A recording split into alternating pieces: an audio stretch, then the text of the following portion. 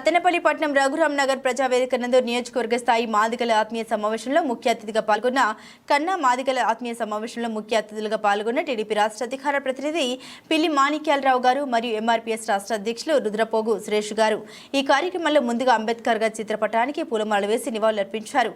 మాజీ మంత్రి వర్యులు సత్తెనపల్లి నియోజకవర్గ ఉమ్మడి అభ్యర్థి శ్రీ కన్నా లక్ష్మీనారాయణ వారు మాట్లాడుతూ గత 5 ఏళ్లుగా చూస్తున్నాం జగన్ పాలనలో దళితులకు ఒరిగిందేమీ లేదన్నారు. నా ఎస్సీలు నా ఎస్టీలు అని అందరినీ మోసం చేసిన ఘనత అది ఒక జగన్కే చెందుతుంది. దళితుల్ని హత్య చేసి డోర్ డెలివరీ చేసిన వాళ్ళకే ప్రాధాన్యత ఇస్తున్న పార్టీ ఏదైనా ఉంది అంటే కేవలం అది వైఎస్ఆర్ కాంగ్రెస్ పార్టీ అని అన్నారు. జగన్ రెడ్డి పాలనలో దళితుల బహుజనులకు తీరని ద్రోహం జరిగిందన్నారు.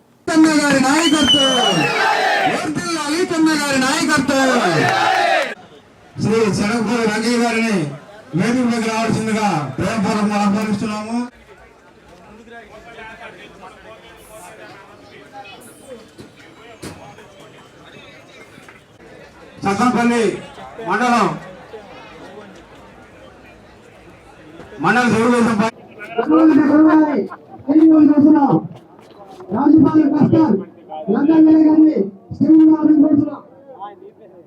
మీ పక్కన మీ తెలిసిన వాళ్ళు చుట్టాలు మీ ఇళ్ళ పక్కన ఉన్న వాళ్ళందరూ కూడా చెప్పి ఓట్లు వేయించాలి. ముఖ్యంగా మాదిగ ఉపకులాలని అణిచివేసే కార్యక్రమం లేదా ఎస్ఎల్ అణిచివేసే కార్యక్రమం ఈ ప్రభుత్వం మొట్టమొదటి నుండి సురేష్ గారు నర్సరావుపేట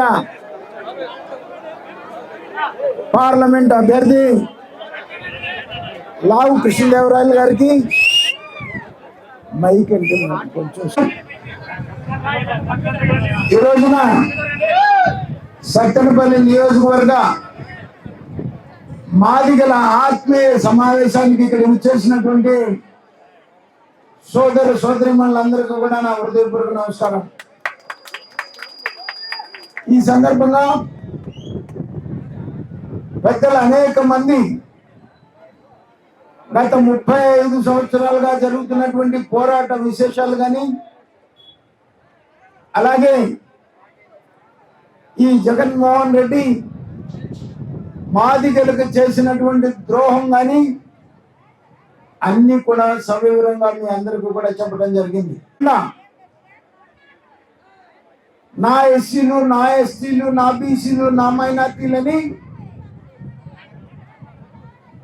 చరిత్రలో దళితులకు చేసినంత ద్రోహం జగన్మోహన్ రెడ్డి ఇంతవరకు కూడా ఏ ముఖ్యమంత్రి కూడా చేయడానికి ధైర్యం చాలేదని చెప్పేసి సందర్భంగా తెలియజేస్తా ఉన్నారు. ఎస్సీ ఎస్టీ సప్లాన్ విషయంలో కానీ దళితులకు రావాల్సినటువంటి 27 స్కీములు కానీ రద్దు చేసినటువంటి విషయం కూడా మరి మీ అందరికీ కూడా క్షుణ్ణంగా చెప్పడం జరిగింది. అలాగే దళితుల మీద జరుగుతున్నటువంటి దాడులు కానీ అరాచకాలు కానీ ఇవన్నీ కూడా చాలా వివరంగా చెప్పినారు మిత్రులందరూ కూడా.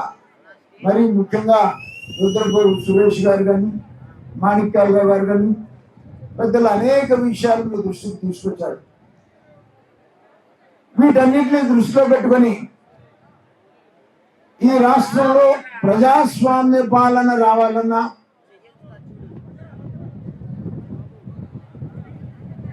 మనకున్నటువంటి వర్గీకరణ ఎప్పటి నుంచో జరుగుతున్నటువంటి వర్గీకరణ జరగాలన్నా, ఎందుకంటే ఈసారి వర్గీకరణ జరగడానికి ఎక్కువ అవకాశాలు కనపడుతున్నాయి. పెద్దలు నరేంద్ర మోడీ గారు మరి ఈ రోజున ఎన్డీఏ కూటమిలో బీజేపీ తెలుగుదేశం జనసేన 3 కలిసి ఉంది. కలిసి కట్టుగా ఎన్డీఏ ప్రభుత్వాన్ని అధికారంలోకి తీసుకొని వచ్చి మన సమస్యల్ని పరిష్కారం చేసుకుందామని ఈ సందర్భంగా కూడా నేను తెలియజేస్తా ఉన్నాను. అలాగే నాకు మీ పరంగా కొన్ని సమస్యలు చెప్పారు సత్తెనపల్లి నియోజకవర్గానికి సంబంధించి. ఖచ్చితంగా మీ అందరి ఆశీర్వాదంతో నన్ను పార్లమెంట్ సభ్యుడిగా కృష్ణదేవరాయలు గారిని ఇద్దరిని కూడా గెలిపిస్తే మీ సమస్యల పరిష్కారానికి సత్తెనపల్లి నియోజకవర్గంలో మరి మీ వెంట ఉంటాను, సమస్యల పరిష్కారానికి ప్రయత్నం చేస్తానని చెప్పేసి కూడా ఈ సందర్భంగా తెలియజేస్తా ఉన్నాను. నేను 25 సంవత్సరాల శాసనసభ్యుడిగా నిరంతరం ప్రజలతో ఉండి ప్రజా సమస్యల పరిష్కారానికే పనిచేసినటువంటి పరిస్థితి 25 సంవత్సరాల్లో కూడా. వర్గీకరణకు మొదటి నుంచి కూడా సపోర్ట్ చేస్తున్నటువంటి తెలుగుదేశం పార్టీ కానీ వర్గీకరణ చేస్తామని చెప్పేసి ప్రధానమంత్రి గారు ఈ మధ్య కూడా మరి కృష్ణమాదిక్ గారికి మాట ఇచ్చినటువంటి విషయం కానీ ఇవన్నీ దృష్టిలో పెట్టుకుంటే ఈసారి అందుకే పెదకూరపాడులో 4 సార్లు కానీ గుంటూరులో 5వ సారి కానీ మరి గెలిచి అనేక అభివృద్ధి సంక్షేమ కార్యక్రమాలు మరి చేసినటువంటి పరిస్థితి ఉంది. నేను ఎక్కడికి వెళ్ళినా కూడా అభివృద్ధి కార్యక్రమాలు చేశానని చెప్పుకునేటువంటి పరిస్థితి కూడా ఈ రోజు వరకు కూడా ఉంది. దాన్ని దృష్టిలో పెట్టుకొని 13వ తారీఖు జరిగేటువంటి సార్వత్రిక ఎన్నికల్లో శాసనసభ్యుడిగా నన్ను, పార్లమెంట్ అభ్యర్థిగా కృష్ణదేవరాయలు గారిని ఇద్దరిని కూడా సైకిల్ గుర్తు మీద ఓటేసి మా ఇద్దరిని గెలిపించాల్సిందిగా ఈ సందర్భంగా కోరుతా ఉన్నాను. సురేష్ గారు, మాణిక్యరావు గారు సుదీర్ఘంగా మాట్లాడటం జరిగింది. వారికి జరుగుతున్న ఇబ్బంది కానీ దళితులు జరుగుతున్న ఇబ్బంది కానీ ఈ 5 సంవత్సరాల నుంచి కూడా వివరించడం జరిగింది. ముఖ్యంగా వారు చెప్తా ఉంది,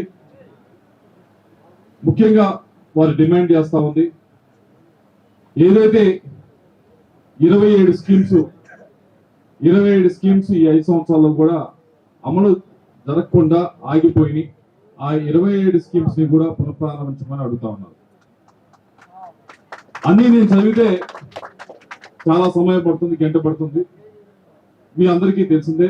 దాంట్లో ముఖ్యమైనవి వాళ్ళు అడుగుతా ఉన్నది ఏంటంటే, మేము బాగా చదువుకుంటున్నాం, మంచి అవకాశాలు వస్తున్నాయి, వచ్చిన తర్వాత మేము వెళ్ళి గవర్నమెంట్ ఉద్యోగాలు కానీ వాటికి మేము ప్రయత్నించుకుంటే ఏదైతే స్టడీ సర్కిల్ ఉన్నాయో, ఎస్సీ ఎస్టీ స్టడీ సర్కిల్ ఉన్నాయో వాటిల్లో ఇదివరకు మేము వెళ్ళి చదువుకోవడానికి కానీ ట్రైనింగ్ తీసుకోవడానికి కానీ ఉండేది. కానీ ఇప్పుడు వాటిని రద్దు చేయడం జరిగింది. గవర్నమెంట్ ఉద్యోగాల్లోకి మేము ప్రయత్నించడానికి, తెప్పించుకోవడానికి ఇబ్బంది పడతా ఉన్నామని చెప్తా ఉన్నారు. ఉద్యోగాలు వస్తేనే ఒకరి ప్రభావం పెరగాలి అంటే రాజకీయంగా ముందుకు వెళ్ళాలి. అలాగే గవర్నమెంట్ ఐఏఎస్ కింద స్థానాలు ఏదైతే ఉన్నాయో, పోలీసు, రెవెన్యూ, వీటిలో కూడా ఎక్కువ మంది ఉంటే ఆ పురోగతి అనేది కనిపిస్తుంది. దాని తర్వాత బిడియం కూడా తగ్గుతుంది. అరే మనకి తెలిసినవాడు ఉన్నాడు, మనం వెళ్ళి అడగచ్చు, మనం కేసు పెట్టాలంటే మనం వెళ్ళొచ్చు, మనం రెవెన్యూకి వెళ్తే తెలిసినవాడు ఉన్నాడు, న్యాయం చేస్తాడు, అందరూ చేస్తారు న్యాయం, కానీ మనకు తెలిసినవాడు ఉంటే కంఫర్ట్ ఉంటుంది అనేది. అది జరగాలి అంటే ఈ స్టడీ సర్కిల్స్ ఇవన్నీ కూడా నడిస్తేనే అది జరుగుతుంది. కానీ అది మూసేయటం అనేది చాలా బాధాకరం. కాబట్టి దాన్ని తప్పకుండా తెలుగుదేశం పార్టీ 27 స్కీమ్స్ పునఃప్రారంభిస్తామని చెప్పారు. తప్పనిసరిగా స్టడీ సర్కిల్ కూడా దానిలో ఉంటుంది. రెండోది ఏదైతే ఉచిత విద్యుత్ పథకం ఏదైతే ఉందో దాంట్లో ఇదివరకు 47 లక్షల మందికి లబ్ధి చేకూరేదంటే 46,47,000 మందికి ఇదివరకు లబ్ధి చేకూరేది, ఉచిత విద్యుత్ వచ్చేది. కానీ ఈ రోజు మాకు ఆ ఉచిత విద్యుత్ పథకం తీసేయడమే కాకుండా విపరీతంగా అమాంతంగా విద్యుత్ ఛార్జీలు విపరీతంగా పెంచడం జరిగింది. కుటుంబం నడపటం దానికే ఏదైతే మాకు ఈ రూపంలో బయటకు వెళ్ళిపోతున్నాం ఇంట్లో నుంచి. కాబట్టి కుటుంబం నడపడం అనేది చాలా ఇబ్బందికరంగా ఉంది అని చెప్తా ఉన్నారు. దాంట్లో ఇప్పుడే పెద్దలు చెప్తా ఉన్నారు ఎలా తీసేశారు ఇది అంటే, ఏదైతే దళిత వార్డులో ఉంటే అక్కడ ఆ స్కీమ్ అప్లై చేస్తా ఉన్నారు. కానీ వారే దళితులు వచ్చి ఏమన్నా వేరే వార్డులోకి మారితే గనక అంటే తీసేయడం జరిగింది. అంటే దాని అర్థం ఏంటంటే జీవితాంతం దళిత వార్డులో ఉంటేనే స్కీమ్ వస్తుంది అనేది దాని అర్థం అని దానికి ఒక అర్థాన్ని నిర్వచనంగా తీసుకురావడం జరిగింది. అది కొద్దిగా బాధాకరమైన విషయం. ఎక్కడికి వెళ్ళినా ఎక్కడ నివసించినా కరెంటు ఛార్జ్ బట్టి ఎవరైనా మారేది, ఇల్లు తీసుకునేది, ఇల్లు ఉండేది ఎక్కడైతే పని ఉంటుందో దానికి దగ్గరలో ఉంటాం. అంతేగాని ఒక దగ్గర నుండి ఇంకో దగ్గరికి వెళ్ళడం అనేది కష్టమైన విషయం. కాబట్టి ఎక్కడున్నా కానీ దీన్ని అమలు పరిచే విధంగా ఈ 27 స్కీమ్లు ఏదైతే పునఃప్రారంభిస్తా ఉన్నారో దాంట్లో ఉంటుందని చెప్పి నేను కూడా తెలియజేసుకుంటా ఉన్నాను. ఇందాక చెప్పినట్లు చదువుకున్న తర్వాత ఈ బ్యాక్లాగ్ పోస్టులు ఉద్యోగాలు ఏదైతే ఉన్నాయో దాని గురించి చెప్పారు. దాదాపు 10,000 ఉద్యోగాలు భర్తీ అయినాయి. ప్రమోషన్ లో రిజర్వేషన్ కూడా జరిగింది 2014 నుంచి 19 దాకా. కానీ 19 నుంచి 24 దాకా ఇది ఒక్కటి కూడా జరగలేదని చెప్పి పెద్దలు చెప్పారు. వారందరికీ కూడా మాటిస్తా ఉన్నాం. ఏదైతే బ్యాక్లాగ్ పోస్ట్ ఉన్నాయో మెగా డిఎస్సీ పెట్టి తప్పకుండా ఇవన్నీ పూర్తి చేసే బాధ్యత తెలుగుదేశం పార్టీ తీసుకుందని చెప్పి అందరూ తెలియజేసుకుంటా ఉన్నాం. వీటితో పాటుగా ఏ గ్రామానికి వెళ్ళినా కన్నా గారు కానీ మేము కానీ ఏ గ్రామానికి వెళ్ళినా ఈరోజు అడుగుతా ఉన్నది సిమెంట్ రోడ్ల గురించి అడుగుతా ఉన్నారు. అయ్యా మాకు సిమెంట్ రోడ్లు కావాలి, సైట్ ట్రైన్లు కావాలి. ఇదివరకు దాదాపుగా 2,631 దళిత కాలనీలో 9,000 కిలోమీటర్లు పైగా సిమెంట్ రోడ్లు వేయడం జరిగింది. అందరికీ సంక్షేమ కార్యక్రమం పెట్టచ్చు, కానీ దళితులకు సంబంధించి ప్రత్యేకంగా సంక్షేమ కార్యక్రమాలు చేయాలని రాజ్యాంగం కాన్స్టిట్యూషన్ లో రాసింది.